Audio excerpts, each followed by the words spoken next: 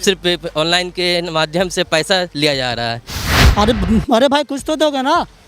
कोई काम नहीं हो रहा सर, कुछ भी नहीं। मकान मालिक का भी यही फर्ज बनता है कि वो कुछ रिलैक्सेशन दे बच्चों को।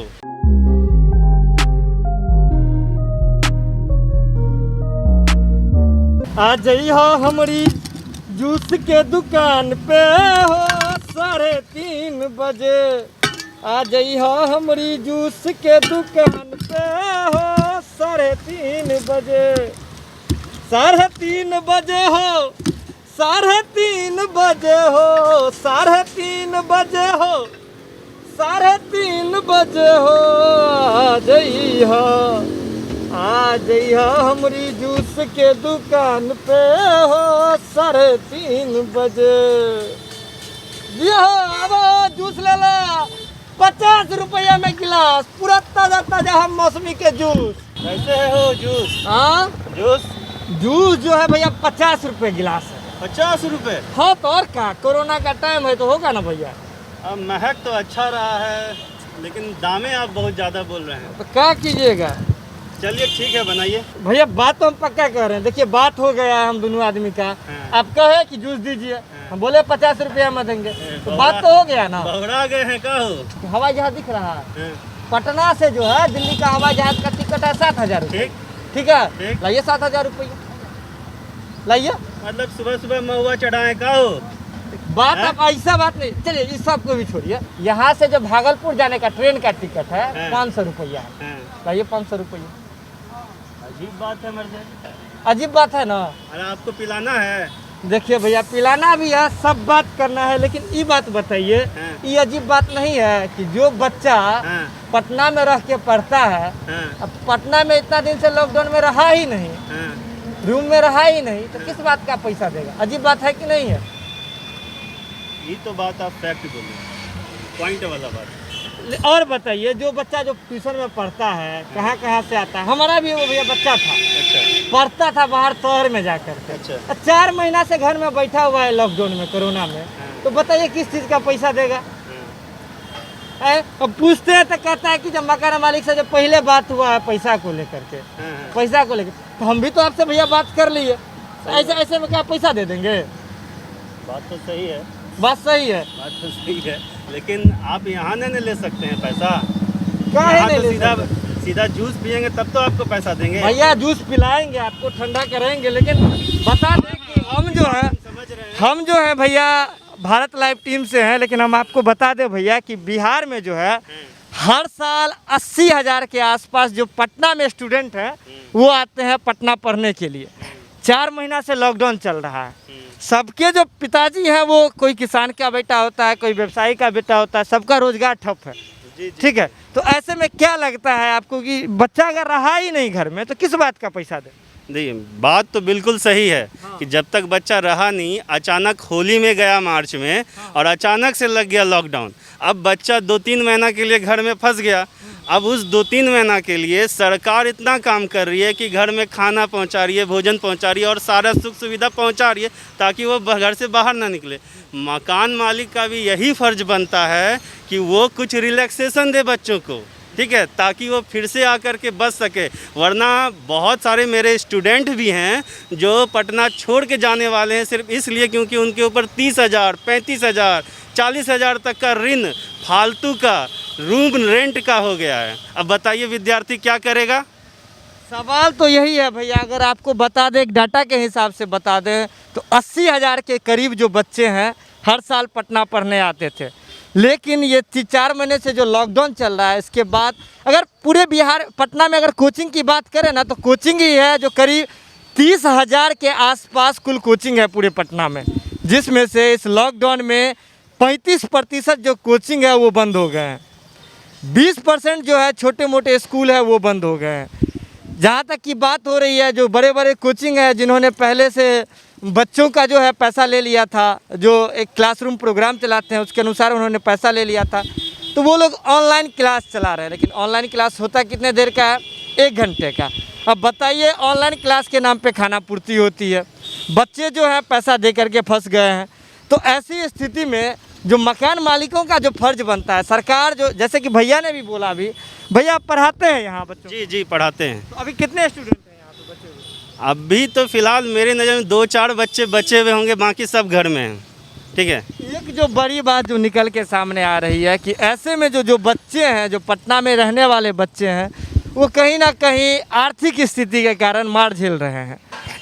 जितने भी बच्चे थे जो रूम में रहते थे, रूम रेंट के कारण उनकी जो रूम रेंट की जो स्थिति है लगातार बढ़ती जा रही है, रूम रेंट का पैसा लगातार बढ़ता जा रहा है, बच्चे पटना में नहीं रह रहे हैं। जो आपकी अगर बात करें तो ज़्यादातर जो बच्चे थे वो मध्यम वर्ग से आते हैं, मिडिल क्लास फैमिली से आते हैं। तो मिडिल क्लास फैमिली के पास इस लॉकडाउन में जो एक बड़ा जो विकट स्थिति पैदा हो गया है, मिडिल क्लास सारे मिडिल क्लास फैमिली की के पास एक बड़ा दिक्कत पैदा हो गया है कि वो कैसे घर का पहले खर्चा चलाए, उसके बाद अगर उनके जो बच्चे बाहर रह रहे थे, पटना में रह रहे थे और भी जगह जो रह के पढ़ाई कर रहे थे, तो उनका खर्चा कैसे चलाए। तो ये भी सारी बात करेंगे। लेकिन जो एक बड़ी बात आ रही है, जो सरकार सबके पास तो राशन पहुंचा रही है और सारी चीज़ों पे ध्यान दे रही है। केंद्रीय टीम भी आई थी, उन्होंने भी सरकार के जितनी भी योजनाएं हैं कोरोना में उस पर सारा चीज़ किया, उस पर जो है सरकार ने मॉनिटर किया, समीक्षा किया। लेकिन अगर आप बात करें इसको लेकर के, अगर शिक्षा को लेकर के बात करें, स्टूडेंट को लेकर के बात करें, तो सरकार की ओर से कोई पहल नहीं की गई है। आखिर बिहार के इतने जो बच्चे हैं, 80,000 के करीब बच्चे जो हर साल पटना आते थे पढ़ने के लिए, कोई मेडिकल का बच्चा था, कोई इंजीनियरिंग का बच्चा था और जनरल कंपटीशन के बच्चे थे। सभी बच्चों की पढ़ाई जो है ठप है। लेकिन सरकार जो है इलेक्शन में लगी हुई है और चीज़ों पे लगी हुई है। सरकार के पास कोई योजना नहीं है, सरकार के पास कोई पॉलिसी नहीं है कि उन बच्चों पे ध्यान दें। बहुत सारे लोग हैं जो हमारे अगल बगल हैं, अभी देख रहे थे इस सारी चीज़ों को, हम उनसे भी पूछेंगे जो क्या स्थिति है। जो भैया, मुझे लग रहा है कि आप भैया यहाँ रह के पढ़ाई करते हैं? मैं पढ़ाई करता था, पर अभी सारे कोचिंग संस्थान वगैरह बंद अभी चल रहे हैं, जिससे अभी ऑनलाइन पढ़ाई की प्रक्रिया चालू हुई है। ठीक है, तो ऑनलाइन में तो पढ़ाई तो कुछ सोच समझ वगैरह आता नहीं है, सिर्फ ऑनलाइन के माध्यम से पैसा लिया जा रहा है। जो कि मैंने लॉकडाउन से पहले 25,000 जमा किया था कोचिंग संस्थान में, जो कि उसके बाद फिर लॉकडाउन लग गया। लॉकडाउन लगने के क्रम में उसके बाद तो ना मेरी पढ़ाई हो पाई, नहीं कुछ हो पाई। घर पर बैठ के फिर उन लोगों ने ऑनलाइन की पढ़ाई स्टार्ट की, जिससे कि आप घर में बैठ के पढ़ सकते हैं। मगर वो ऑनलाइन पढ़ने से क्या फ़ायदा, जो कि मुझे कुछ समझ ही नहीं आए। ये तो एक तरह से पैसे की बर्बादी है। यहाँ नेता वगैरह लोग पढ़ाई शिक्षा पे कोई ध्यान ही नहीं दे रहे हैं, सिर्फ अभी वो अपने चुनाव पर लगे हुए हैं। हाँ, चुनाव पर लगे हुए हैं। भैया बात करें अगर आपकी फैमिली कंडीशन की, तो मिडिल क्लास फैमिली से हम मिडिल क्लास फैमिली से आते हैं। ऐसे में मिडिल क्लास फैमिली के पास जो एक अभी कोरोना काल में बड़ा संकट हो गया है, खाने पीने हर सारी चीज़ों को लेकर के, ऐसे में क्या लग रहा है जो कि आपने पढ़ाई में अभी पैसा इन्वेस्ट करके तो लग रहा होगा हाँ, अभी हमको लग रहा है कि यदि हम पैसा वहाँ नहीं देते तो अभी हम लोग घर चलता, खाना पीना खाते। यहाँ पैसा देख के अभी हम पछता रहे हैं कि हम अभी सब कुछ बंद है, ना कमाई का कोई जरिया बचा है, ना कुछ करने का। तो इस स्थिति में स्टूडेंट लोग करे तो क्या करे, पढ़ाई करे या फिर काम करे। बड़ी बात है। अभी जो अगर रोज़गार की भैया काम करने की बात कर रहे थे, स्टूडेंट हैं, लेकिन कोरोना काल में रोज़गार पे भी बहुत बड़ा संकट आ गया है। मिडिल क्लास फैमिली जो है बहुत बड़ा उन पे संकट आ गया। भैया ने कहा कि वो लॉकडाउन से पहले किसी कोचिंग संस्थान में 25,000 रुपये, पटना के कोचिंगों में एक बात होती है कि आपको 1 टाइम पेमेंट करना होता है, 2 टाइम पेमेंट करना होता है। आप क्या चीज़ की तैयारी कर रहे थे भैया? अभी हम नॉर्मल एसएससी की तैयारी कर रहे थे, जनरल कंपटीशन की बात कर रहे थे, स्टाफ सिलेक्शन की तैयारी कर रहे थे। नौकरियां तो मिल नहीं रही है, जो नौकरी थे वो भी ख़त्म किए गए और कोरोना काल में और भी सारी चीज़ ख़त्म हो गई। लेकिन भैया 25,000 रुपया एक एसएससी के एक कोचिंग इंस्टीट्यूट में जमा कर दिए थे पढ़ाई को लेकर के, लेकिन लॉकडाउन लग जाता है और जो अब इनके सामने ये इस बात को लेके पछता रहे हैं कि अगर वो पैसा जमा नहीं किए रहते तो आज जो है उनका घर जो है, उनका जो परिवार है, इनके माता पिता अच्छे से खा पी रहे होते। कोरोना काल में एक बड़ा संकट है। तो बायर ने एक बड़ा आरोप भी लगाया सरकार पे कि सरकार जो है सब कुछ पे तो ध्यान दे रही है लेकिन शिक्षा पे ध्यान नहीं दे रही है। और भी लोग हैं, हम उनसे बात करेंगे। ऑनलाइन क्लास पे भी भैया ने एक बड़ा हमला बोला था। और भैया क्या करते हैं भैया? हम भैया स्टूडेंट हैं। तो क्या आपके साथ क्या लग रहा है, सब कुछ ठीक चल रहा है? नहीं, कुछ भी ठीक नहीं चल रहा है।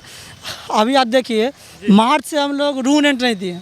मार्च, अप्रैल, मई 3-4 महीना हो गया है और कम से कम 21-22 हज़ार रुपये का अभी घर मालिक तंग कर। अब कहाँ से देंगे रूम रेंट भी पता नहीं, ना कोई आय का सोर्स है। और तो और जो भी स्कूल का फी, स्कूल में अगर आप जा रहे हैं तो स्कूल तो ही बंद है, ऑनलाइन पढ़ाई हो रहा है, अब वो वहाँ का पैसा दीजिए। अरे भाई कुछ तो दोगे ना। कोई काम नहीं हो रहा सर, कुछ भी नहीं, कुछ भी रिलैक्सेशन नहीं है, कोई रिलैक्स नहीं कुछ भी नहीं। अगर बात करें आप मिडिल क्लास फैमिली से, हाँ हाँ सर, मेरे आपके मतलब कोई लोग कहीं बाहर रहते थे? हाँ, मेरे भैया जो थे वो दिल्ली में रहते थे, अब वो आ गए हैं। अब जो उनका भी आगे सोच था वो बंद हो गया है। वहाँ से भी आए तो वहाँ के लोग भी जो जहाँ काम करते थे वहाँ पे उनको पेमेंट नहीं मिला। मतलब यहाँ पे आने के बाद और उनकी स्थिति खराब हो गया। उनकी स्थिति खराब होने से पूरा घर की स्थिति खराब हो गया। अब आदमी क्या करे क्या खाए कुछ पता नहीं, बहुत समस्या है सर। इस पे सर सरकार को देखना चाहिए। पहली बात तो शिक्षा, और दूसरा जो मिडिल फैमिली के लोग हैं उनको अगर आप नहीं देखिएगा तो बिहार डूब जाएगा, बचने वाला है नहीं। उन्होंने एक बड़ी बात कही कि इनके भाई जो हैं वो दिल्ली में रहते थे, मिडिल क्लास फैमिली है भाई, एक ही आदमी के कंधे पे पूरा परिवार का बोझ रहता है। वो इंसान, इनके बड़े भाई जो हैं दिल्ली में रह के कमाते थे और उसी से उनका पूरा परिवार चलता था। लेकिन कोरोना काल में उनका जो नौकरी है उनसे छिन गया, उनसे दूर हो गया। अब ये भाई पटना में रहते हैं, 20,000 के करीब इनका रूम रेंट हो चला है। तो ऐसे में इनके लिए एक बड़ा सवाल हो जाता है कि ये कहाँ से दे। बात शिक्षा की आ रही थी, बात सब कुछ की आ रही थी, सरकार हर जगह ध्यान दे रही है, लेकिन इन बच्चों का क्या? आपको बता दें कि यहाँ से जो अभी अगर कोचिंग संस्थानों की बात करें तो कोचिंग संस्थान वाले जैसे फ़ोन करके बताते हैं कि उनके सामने एक बड़ी समस्या हो गई है इस बार जो है पटना के करीब 70% बच्चे ऐसे हैं जो पटना के रूम को खाली कर चुके हैं। उनके और जो भी बचे हुए हैं वो कहीं पैसा दे करके रुके हुए थे। उन्हें आस था कि लॉकडाउन 1 हुआ, कुछ ही दिनों का हुआ है तो पढ़ाई कुछ दिन के लिए रोका जा सकता है, स्कूल से कोचिंग से रोक दिया गया। फिर अगर लॉकडाउन 2 हो गई, ऐसे ही लॉकडाउन का सिलसिला बढ़ता गया, लेकिन इनके पढ़ाई का जो सिलसिला है रफ्तार पूरा थम गया। और इन पे जो एक अघोषित जो कहें अघोषित कर्ज, जिस कर्ज का सरकार भी उल्लेख नहीं करेगी, ऐसा कर्ज ये सभी स्टूडेंट हैं सर, सारे स्टूडेंट के माथे पे एक कर्ज आ गया, सारे स्टूडेंट के माथे पे एक कर्ज वाली स्थिति बन गई। सभी स्टूडेंट कर्ज में जाके डूब गए। 25,000 किसी का बाकी है, किसी का 20,000 बाकी है। लॉकडाउन बढ़ता जा रहा है, सब कुछ बढ़ता जा रहा है, सरकार के पास कोई नीति नहीं है। ना ही सरकार किन्हीं से रिक्वेस्ट करे या मकान मालिकों से कि उन्हें रिलैक्सेशन दिया जाए, या सरकार उनके लिए कोई अनुदान की योजना कर रही है कोई स्टूडेंट के लिए। तो ऐसे में मिडिल क्लास फैमिली कहाँ जाए, ये स्टूडेंट कहाँ जाए? क्या शिक्षा को छोड़ देना चाहिए? एक बड़ा सवाल है सरकार से। क्या जो बच्चे हैं उनको सब कुछ पढ़ाई लिखाई छोड़ देना चाहिए? जवाब का इंतजार रहेगा। आपको क्या लग रहा है, क्या करना चाहिए सरकार को? हमें कमेंट बॉक्स में ज़रूर बताइए। सारी खबरें आप देख रहे हैं भारत लाइव पे। मैं सुमन सौरभ हूँ, मिलेंगे आपसे अगले एपिसोड में। बढ़ाएं अपना कदम सक्सेस की ओर शिखर करियर इंस्टीट्यूट के साथ। शिखर करियर इंस्टीट्यूट पूर्वी भारत में एकमात्र कोचिंग संस्थान जो एक्सक्लूसिवली है मेडिकल एंट्रेंस एग्जाम के लिए।